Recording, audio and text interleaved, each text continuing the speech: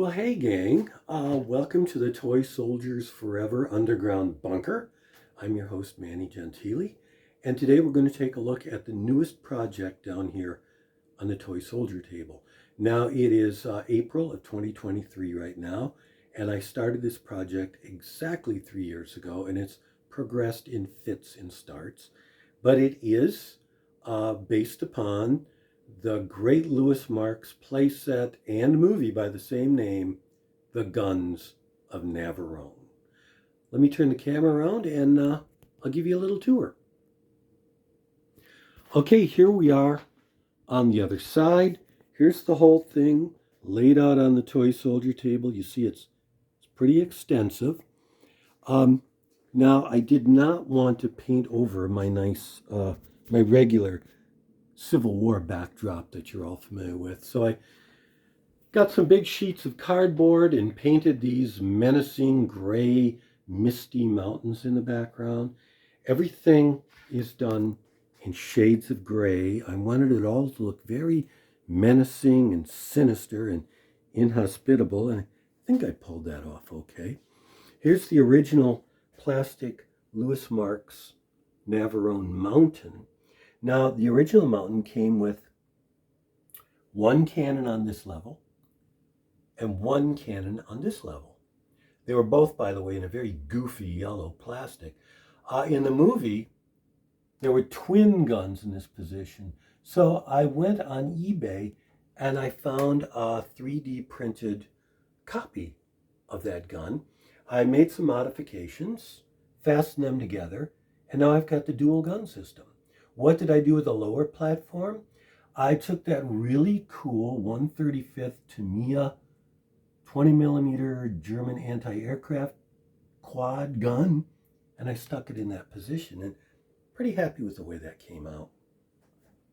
Now, the whole base is made of styrofoam, and the beachfront is a big sheet of plexiglass that I painted on the opposite side.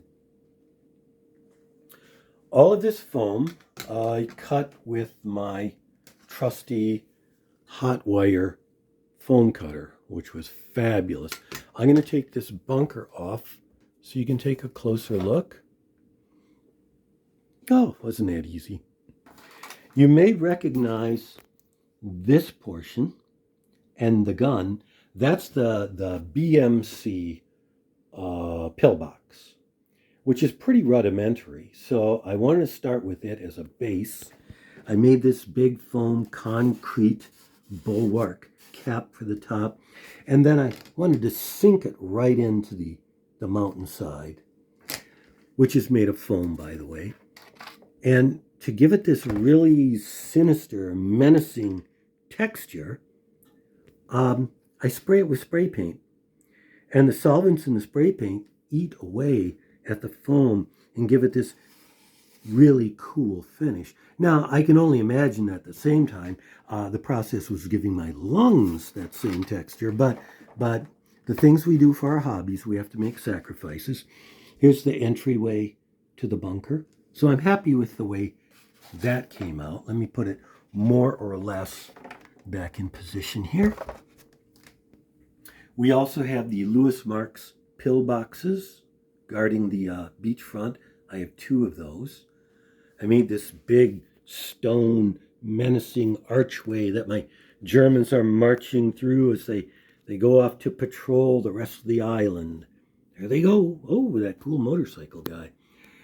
Who among us doesn't remember when playing with our toy soldiers, these goose steppers, the dreaded domino effect?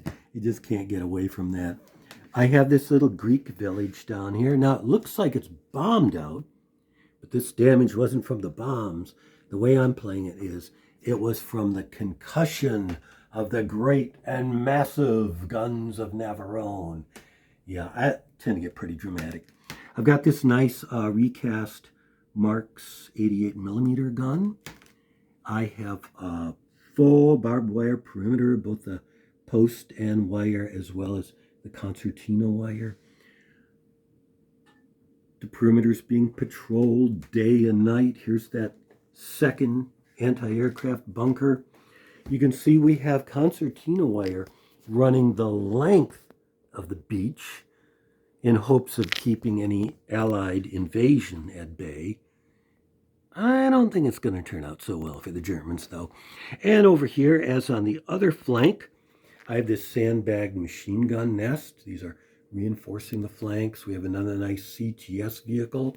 It's their Hanomag with the Tamiya 37 millimeter anti-tank gun on it. And this cool bunker. I don't know how I ended up with this, but I believe it's made by MPC. I painted it up, and I think it fits very nicely into this whole setup. Side view of the whole situation. I'm really happy with the way it came out. It took a long time, took a lot of engineering, but I think I'm going to have a lot of fun with it. And as always, I want to share that fun with you on the blog, which is at toysoldiersforever.blogspot.com. I'll have that link down in the description. But I am ready to start doing battle. And I hope you're ready to come to the blog and join me. I think it's going to be a lot of fun. I think we got a good setup going here. I think we got plenty of troops. Man, I'm ready to get started. So until next time, stay healthy, stay cool, and as always, soldier on.